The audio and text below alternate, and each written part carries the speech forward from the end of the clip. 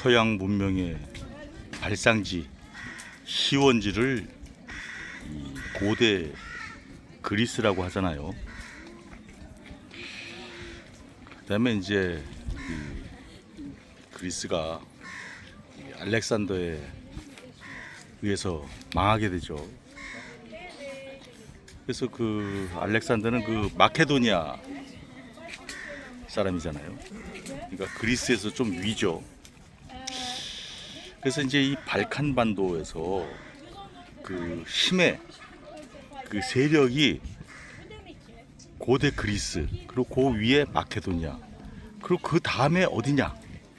이 발칸 반도에서 이 주도권을 행사했던 나라가 어디냐? 세르비아예요. 세르비아. 지금은 뭐 굉장히 그냥 발칸 반도에 한 조그만 국가에 불과하지만 한때는 여기가 그 이 발칸 반도에서 그 제국을 형성했다고 해요. 세르비아 제국. 물론 그 기간이 오래되진 않았어요. 우리 조선 건국 때 그때 세르비아 제국을 잠시 이루었다고 하는데, 그만큼 여기 세르비아는 잠시였다고는 하지만 이 발칸에서 고대 그리스, 그리고 알렉산더의 마케도니아, 그리고 그 이후에 여기서 이제 그 어떤 패권 국가였다는 거죠. 그래서 지금 제가 이 세르비아의 수도 베오그라드에서 이 베오그라드를 지키는 요새에 와 있는데요. 베오그라드 포트리스예요. 그래서 거기까지 한번 가볼게요. 여기 이렇게 많은 분들이 이렇게 쉬러 오는 곳이에요. 또 이렇게 이렇게 관광객들이 이제 이렇게 이렇게 관광 해설사가 여기가 어딨다고 이렇게 해설도 하고 그러네요.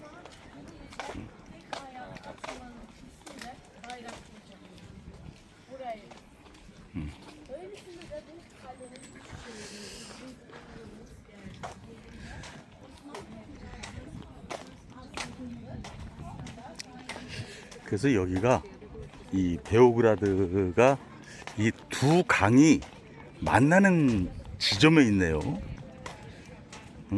사바강과 도나유강. 도나유강을 다뉴브강이라고도 하잖아요. 사바강과 도나유강이 만나는 곳에 있는 도시네요. 우리도 북한강과 남한강이 만나는 곳을 두물머리라고 하잖아요. 여기도 두물머리예요. 그러니까 이 두 물길, 강의 물길이 만나는 곳이다. 사바강과 도나유강이 만난다. 물론 도나유강이 더 크겠죠. 이 도나유강이 이제 여기서 이렇게 해가지고 흑해로 빠져나가니까.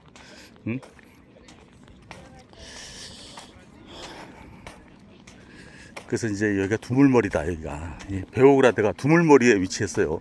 한자로 하면 양수리죠. 그게 양쪽 양자에다가 물숫자 써가지고 양수리. 우리 순우리말로는 두물머리. 여기 베오그라드가 양수리이자 두물머리예요. 요게 이제 이게 도나유강이고요. 이게 도나유강이고, 여기가 도나유강이고.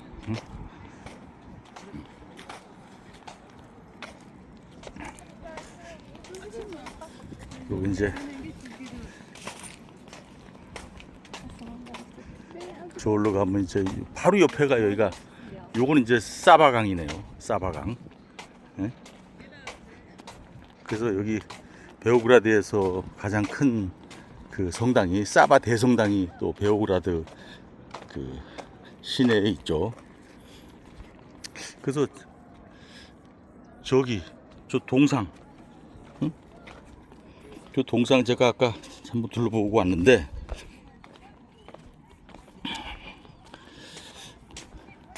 저 동상이 주인공이 누구냐? 동상의 주인공이 누구냐. 그래서 한번 삥 둘러봤는데 뭐 아무 이름이 없는 거예요. 아무 이름이 없어요. 응? Well, one is half, another one's half. 여기 사람들이 영어하네요. 그 베오그라드도 이렇게 제법 관광객이 많이 오는 도시네요. 그래도 응? 여기 이렇게 뭐 그 이분이 누구냐 이분이. 근데 이렇게 뺑 둘러봐도 아무 이름이 없어요. 아무 이름이 없어요. 그래서 내가 여기 어느 분한테 여쭈었는데 응? 뭐 이름 없는 동상이라고 하더라고요.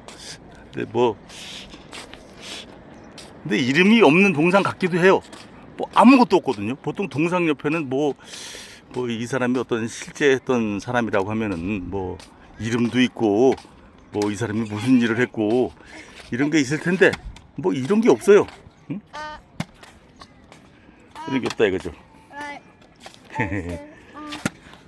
뭐 앞만 봐도 없어요. 앞만 봐도 없어요. 응?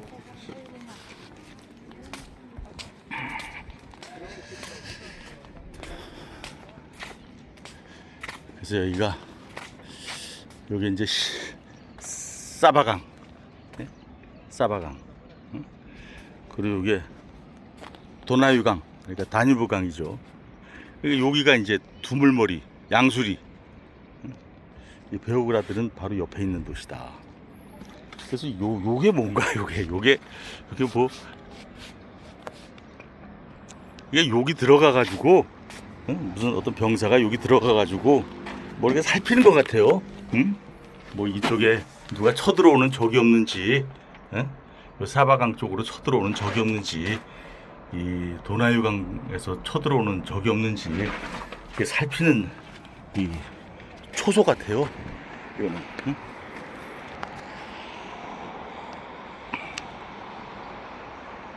뭐 군인은 군인인데요. 예. 예? 오른손에는 칼이 들려져 있고 왼손에는 무슨 새가 있네요. 예. 나체네요. 네이키드 누드 동상인데요. 멋있네요. 그래서 이제 이게 이제 뭐 아무 이름 없는 동상이라고 하면은 이 베오그라드를 지키는 어떤 장군일 거예요. 베오그라드를 지키는 장군. 응? 그런 동상일 거예요. 그래서 이제 이 베오그라드가 수도인 세르비아. 이 세르비아가 예전에는 이 발칸의 이 패권 국가였다. 응? 힘 좀 쓰는 국가였다 여기가.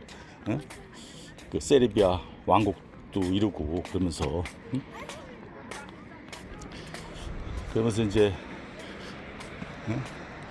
그런데 이제 이 세르비아라는 나라가 우리가 보통 세르비아 그러면 뭐 이렇게 익숙한 나라는 아니에요. 세르비아. 응? 익숙한 나라는 아니에요. 익숙한 나라는 아니지만 뭔가 세르비아 그러면 어떤가 하면 그렇게 뭐 이렇게 딱 이렇게 끌리는 국가 그렇게는 안 느껴져요. 응? 세르비아. 응? 그러면서 이제 세르비아 하면은 이제 뭐 또 떠오르는 게 그 1차 대전을 응? 일으킨 사람은 아니죠. 뭐 그 권총 2방 쐈다고 1차 대전을 일으켰겠어요. 근데 어떤 그 뇌관을 건드린 사람이 세르비아 사람이었잖아요. 응? 가브릴로 프린치프. 제가 그저께 거기 그 동상에 갔었는데 가브릴로 프린치프 동상이 있더라고요. 그게 여기가 아니네요. 여기에도 있어요. 여기가 아니고 제가 그 사라예보에서 갔었죠. 사라예보. 응?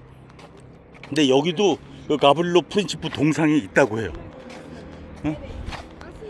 그리고 그 보스니아 헤르체고비나에서도 가브릴로 프린치프 동상이 있는 곳은 그 세르비아 사람들이 많이 사는 스룹스카 공화국, 그러니까 사라예보에서도 동사라예보, 거기에 그 가브릴로 프린치프 동상이 있거든요. 근데 이 양반이 이 세르비아에서는 어떤 뭐 민족 영웅이다, 19살에 권총 2발을 쏴가지고 오스트리아 헝가리 제국의 황태자 부부를 죽게 해가지고, 그렇게 해서 사실 그 1차 대전의 패망국이 되잖아요, 오스트리아 헝가리 제국이. 그래서 이제 해체가 됐잖아요, 1차 대전이 끝나면서. 그러니까 어떤 이 가브릴로 프린치프의 그 암살의 목적은 이런 거예요. 물론 그는 이제 이 양반이 그때 19살 때 그 결핵 환자였다고 해요. 그래서 그 잡혀가지고 감옥에 들어갔는데 그 1차 대전이 끝나는 거를 보지도 못하고, 그러고 그 감옥에서 죽었다고 하죠. 하여튼 우리가 알고 있기로는 이 그 1차 대전 내 도와주게 된 그 가브릴로 프린치프, 이 사람 때문에 이 사람이 세르비아 사람이다, 뭐 그래서 그 세르비아 사람에 대한 어떤 그런 인상이 뭐 어떤 선입견이라 그러나요, 뭐 이런 게 그렇게 좋지는 않죠. 이게 뭐 다 우리가 세르비아 관점의 역사관을 배운 게 아니잖아요. 우리가 서구 관점의 역사관을 주로 배웠잖아요, 세계사를 배울 때. 그래서 참 그 가브릴로 프린치프가 그 양극인이라고 제가 했는데, 그 양쪽에서 그 역사적 평가가 완전히 다른 사람이 양극인이죠. 근데 그 이후에 이제 그 세르비아는 이 유고슬라비아 사회주의 연방의 그 주도국이 됐잖아요. 종주국이 됐죠. 종주국. 그러면서 이제 이 세르비아가 또 이 발칸에서 이 패권을 행사하죠. 물론 그 당시에 그 절대 권력자 조셉 브로즈 티토, 이 티토는 뭐 그 세르비아 사람은 아니고 그 크로아티아 사람이라고 하지만 그 이 유고슬라비아의 그 종주국은 세르비아였단 말이죠. 세르비아를 종주국으로 해서 그 슬로베니아, 또 보스니아 헤르체고비나, 몬테네그로, 북마케도니아, 또 한국 하나가 어딘가요? 하나가 그 알바니아는 빠져요. 알바니아는 거기서 빠지고, 뭐 하여튼 그 6개 연방인데, 지금은 이제 코소보까지 한다면 7개죠. 뭐 그 당시에는 뭐 코소보가 없었으니까, 나라가 없었으니까.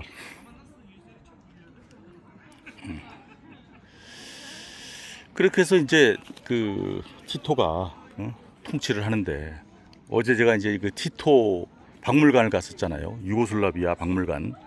유고슬라비아 박물관은 그냥 티토 박물관이더라고요. 그래서 참 티토 진짜 어메이징하다. 제가 그 방명록에 그 제 생각을 한 단어로 써가지고 왔는데, 그 어메이징한 점의 그 첫 번째는 일단 이 유고슬라비아 그 사회주의 연방공화국은 소련의 그 통제로부터 벗어난 국가였다. 대단한 거예요. 그 당시 소련 막강했거든요. 소비에트 연방. 근데 거기서 벗어나가지고 독자 노선을 추구했다.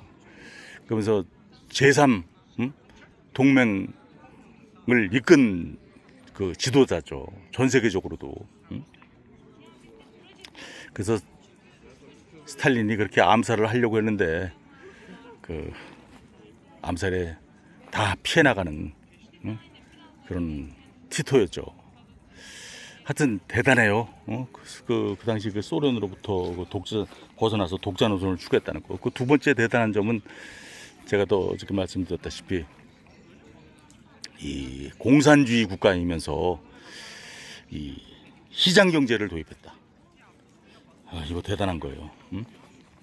그래서 노동자도 농민도 서로 의욕적으로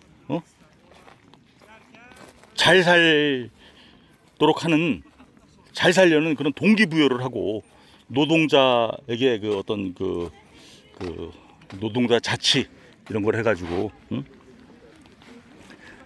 그냥 무슨 뭐 그 나라에서 하라는 대로 뭐 하고 그러는 거에서 벗어난 그런 기업 운영을 하도록 했죠. 그래서 잘 살았어요. 그리고 농민들도 무슨 어떤 뭐 한 몇 년, 한 잠깐은 무슨 집단 농장 뭐 이런 거 하려고 했었다고도 해요. 하지만 그게 아니다 해가지고 곧바로 바꿔가지고 농민들한테도 그 어떤 그 토지를 받게 해가지고 농민들이 의욕적으로 농사를 지을 수 있게 했다. 이렇게 된 거죠.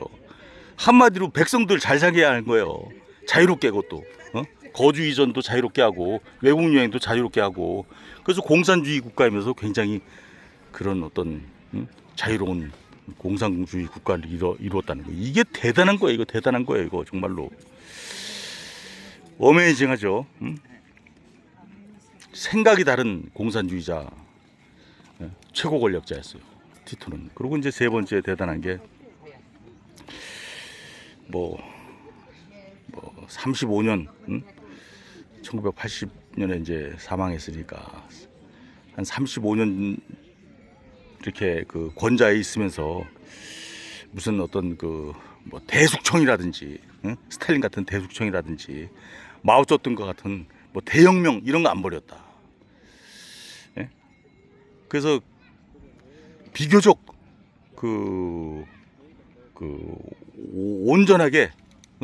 온전하게 나라를 이끌었다는 거죠. 그게 참 대단해요. 물론 이제 그 어떤 스탈린주의자들이랑 그 민족주의자들한테는 가차없이 처단하기도 했다고 하네요. 그런 어떤 독재 권력자였죠. 하지만 그렇게 막 무자비하게 스탈린처럼 그렇게 하지 않았다. 그러니까 국가를 사유화하지 않았다는 거죠. 국가를. 스탈린은 국가를 거의 사유화했거든요. 마오쩌둥도 거의 그 국가를 사유화했다는 거죠. 하지만 티토는 국가를 사유화하지 않았다. 어떻게 하면 이걸 잘 살도록 하느냐, 이런 거에 중점을 두면서 했다.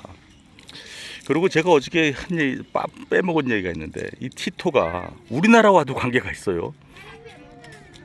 보통 그 우리나라를 그 뭐 북침이냐 남침이냐 뭐 이런 거 가지고 얘기하잖아요. 근데 북침 남침 이 단어 자체가 헷갈려요, 이게. 에? 북침, 북쪽에서 남쪽을 쳐들어간 거냐, 그걸 북침이라고 하냐 남침이라고 하냐, 뭐 헷갈려요. 그냥 뭐 북침 남침 이런, 이거 굉장히 이거 헷갈리게 하는 단어거든요, 이게.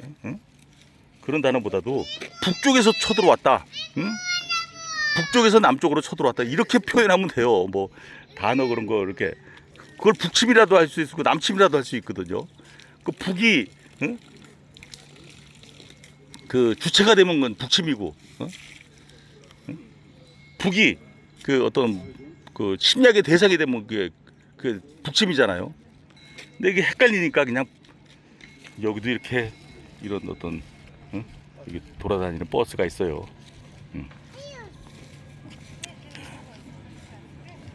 이건 버스가 아니라 뭐라 그러나요? 이건 그냥 뭐 유람용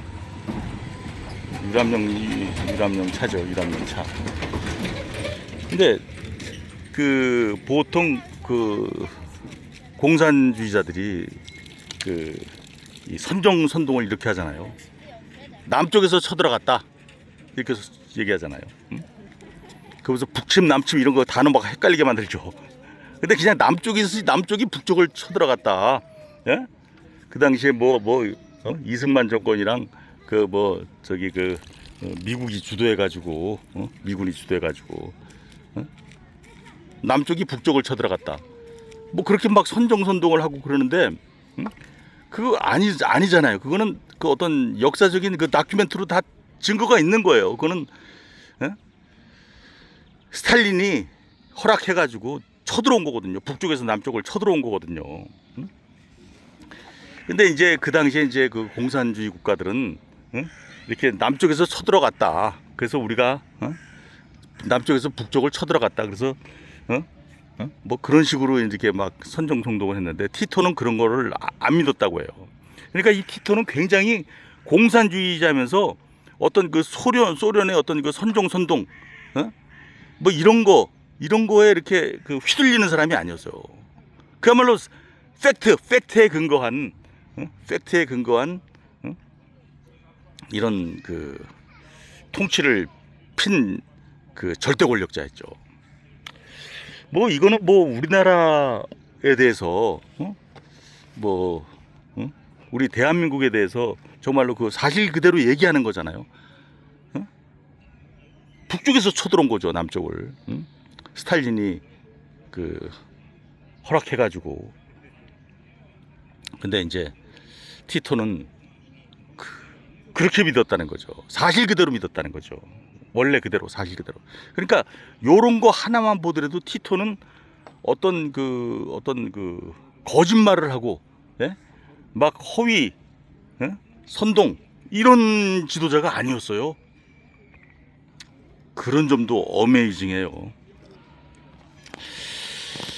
그래서 이제 이 티토가 이제 사망한 다음에는 참 이게 참 갈기갈기 찢어지잖아요. 어제 제가 말씀드렸듯이 그 원자핵에서 그 강력이 풀리니까, 그러니까 이게 유고슬라비아에서 강력을 행사했던 이 티토라는 이 최고 권력자가 풀리니까, 사라지니까 여기서 이제 그 심해 공백이 생기면서 엄청난 그 일들이 일어나죠.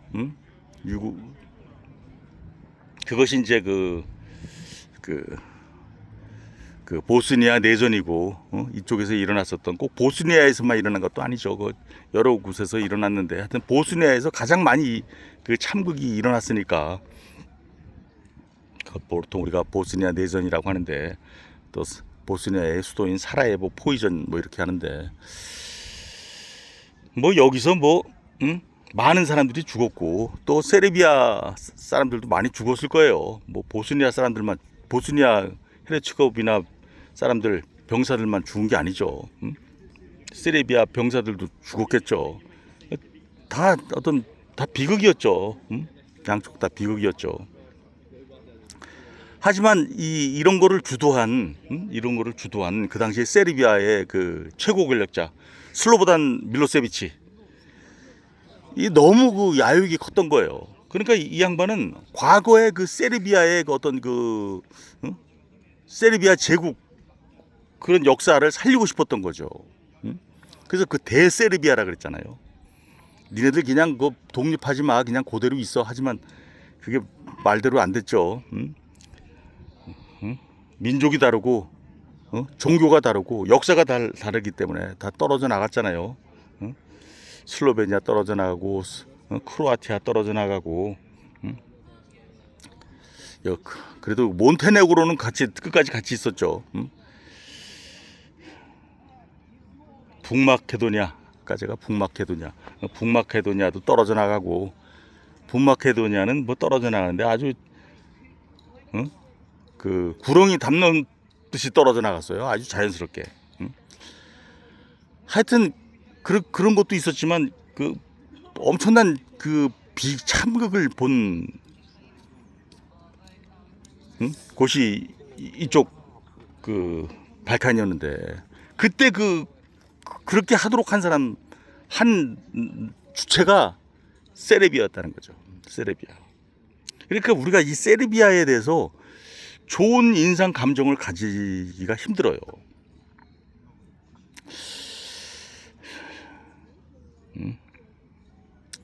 근데 제가 여기를 이렇게 둘러보니까 참 이 베오그라드 참 평화로운 도시예요. 평화로운 도시인데,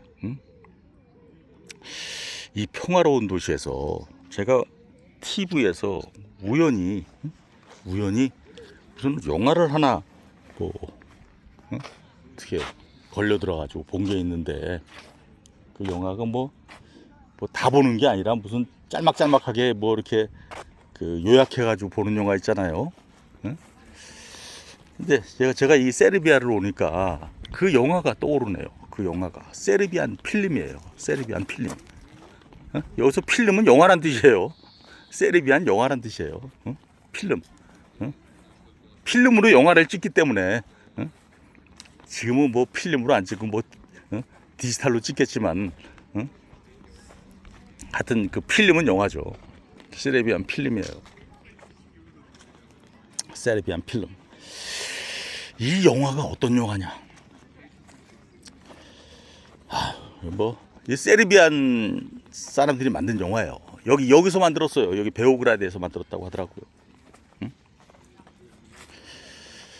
근데 그 영화 줄거리가 거기 뭐 주인공이 뭐 어떤 잘 나가던 에로 영화, 잘 나가던 에로 영화, 성인 영화 있죠? 막 그냥 그 포르노 영화, 포르노 영화 배우였어요. 잘 나가는. 근데 어떻게 이 양반이 생활고를 겪다가 뭐 어떤 사람으로부터 뭐 어떤 거금을 받는다는 조건으로 어떤 영화에 이렇게 출연하게 되는데 그게 뭐 시나리오도 없고 그냥 뭐 그런 영화예요. 근데 이게 제가 이 영화 줄거리를 설명하기조차도 이게 거북스러워요. 아주 그 뭐라 그러나 잔인하고 뭐 하여튼 그 비인간적이고 지저분하고 그러니까 불쾌한 영화예요. 영화를 보면 불쾌해요 생각이. 별 희한한 장면들이 많아요. 별 희한한 장면. 그 짧은 제가 뭐 20분짜리로 봤는데 요약한 거 그거를 전체를 다 보면 더 그럴 거예요. 그 더 보고 싶은 생각이 안 들어요. 그래서 이거는 그 영화를 본 사람을 불쾌하게 만드는 영화예요. 뭐 예술의 그런 예술이 있다 하더라고요. 제가 예전에 무슨 연극도 하나 봤는데 그 연극 보는 내내 불쾌해요. 막 시끄럽고 막 그냥 소음이고. 그래서 왜 이런 연극을 하냐 그랬더니 원래 그 관객을 그렇게 불쾌하게 만드는 게 그 자기네 연극의 존재 목적 이유로 의미라고 하더라고요. 어이가 없어요. 예술이라는 거는 연극도 예술이면 뭐 좀 뭐 아름다운 생각을 가지도록 해야 되는데 그게 아니에요. 근데 이 세르비안 필름이라는 영화가 딱 그런 거예요. 제가 그 안에 줄거리를 설명하는 것조차도 참 하기 싫을 정도로 아주 지저분한 영화예요. 잔인하고. 그 결말도 그렇고 끔찍한 영화예요. 세르비안 필름이에요. 영화가. 왜 그런 영화를 만들었을까? 그 감독은 이렇게 설명한다고 하더라고요. 이 영화가 뭐 2000년 때쯤 만들어진 영화라고 하는데 그러니까 이제 이 발칸에서 어떤 보스니아 내전 일어나고 이럴 때 어떤 참극이 벌어지고 또 코소보 내전 일어나고 그 다음에 이제 뭐 만들어진 영화인데 그런 참극이 꼭 전쟁에서만 일어나는 게 아니다. 우리 인간들이 사는 데서도 그런 것들이 일어난다. 그런 거를 표현하고자 했는 영화라고 하더라고요.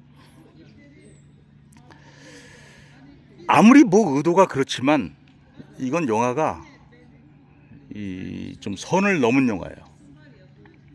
선을 넘었어요. 인간이 만들 수 있는 영화로서의 어떤 선을 넘은 영화다. 그러면 그 영화가 그런 의도를 그런 정말 좋은 목적 그런 어떤 그 전쟁의 비극을 다룬 거라 그러면 뭐 그런 거라도 보여야 되는데 그런 것도 보이지도 않아요. 근데 감독이 그냥 그렇게 말을 그렇게 근사하게 하는 거예요. 근데 이 감독은 뭐 그런 게 아니고 인간이라는 게 얼마나 이게 잔혹해질 수 있는지 어떤 예술을 추구한다는 인간이라면서 거기 그 감독이 그 영화를 그 영화 안에 그 영화 감독이 나와요.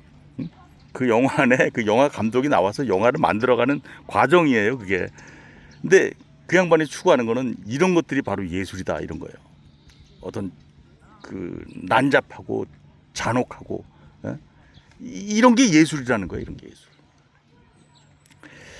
그러니까 어디서 좀 제가 볼 때는 좀 영화를 좀 이상하게, 예? 그 어떤 그 불쾌의 미학, 불쾌함을 만드는 예술, 뭐 이런 거에 그 빠져든 감독이 아닐까 싶어요. 뭐 젊은 감독이던데. 그래서 참 이 영화 보는 거를 추천하지 않아요, 저는. 저도 뭐 두 번 다시 보고 싶지 않고요. 하여튼 그 세르비아는 또 그런 영화를 통해 가지고 또 이 세르비아라는 나라가 또 어떤 그 또 좋은 글씨를 쓰게 됐어요. 1차 대전에 그 어떤 뇌관을 건드린 세르비아 사람, 가브릴로 프린치프. 그 다음에 이제 조셉 티토는 여기를 통합적으로 잘했죠. 대통합을 이루었죠, 정말로. 그래서 또 티토가 또 대단한 게 그 어떤 그 집시족들, 또 그 당시 그 유럽에서 핍박받던 유대족들, 유대민족들 다 품었다는 거예요. 다 유고슬라비아, 민족 이런 거 그런 거 따지지 마라. 종교 그런 거 따지지 마라. 다 그냥 유고슬라비아 사람이다. 유고가 남쪽이란 뜻이거든요. 남쪽 슬라브 사람이다.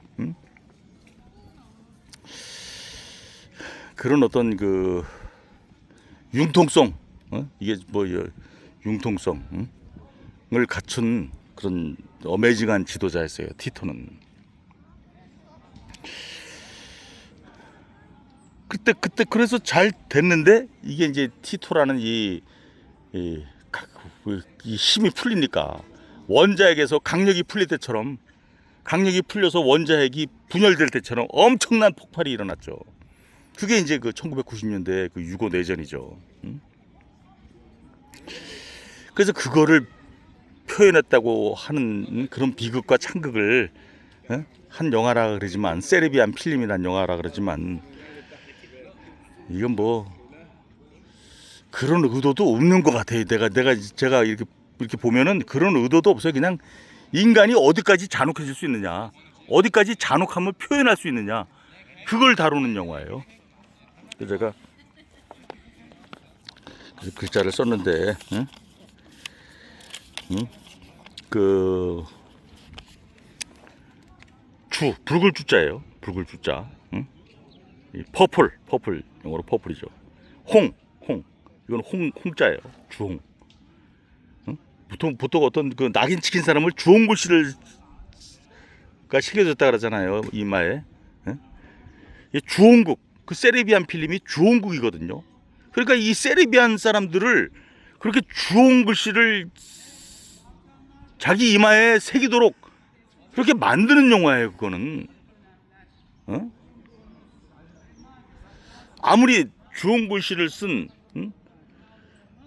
글씨를 새기는 드라마보다 더 극적인 게 현실이라고 하지만, 그 전쟁이라는 현실이 그렇다고 하지만, 뭐 그걸 표현했다고 하지만, 이건 그것도 아니에요. 세르비안 필름 영화. 그야말로 이 평화로운, 정말로 이 베오그라드 평화롭거든요. 아주 그 도시 규모도 커요. 여기 그 100만 이상 사는 도시들이 별로 없거든요, 이 발칸에. 몇몇 도시들 빼고는. 근데 여기가 베오그라드가 그 160만인가 한 200만 가까이 사는 큰 도시예요, 대도시예요. 뭐 우리로 따지면 뭐 큰 건 아니지만 하여튼 100만 이상이 산다 그러면 엄청나게 큰 도시예요. 베오그라드가 커요. 그래서 이 딱 분위기가 좀 큰 것들이 느껴져요, 베오그라드가. 그리고 사람들이 다 평화로워요. 아주 그래서 세르비안, 이런 주홍 글씨를 새기는 이런 주홍국이 다시는 그런 영화가 좀 안 만들어졌으면 좋겠고요. 그리고 이 땅이, 이 발칸이라는 이 땅이 또다시 이 세르비아인에 의해서 다시 여기가 이런 주홍국의 무대가 안 됐으면 좋겠어요. 응? 꼭 세르비아 사람이 의해서 뿐만이 아니라 뭐 다른 나라 사람에 의해서도 그런 마음으로 이 글씨를 써봤습니다.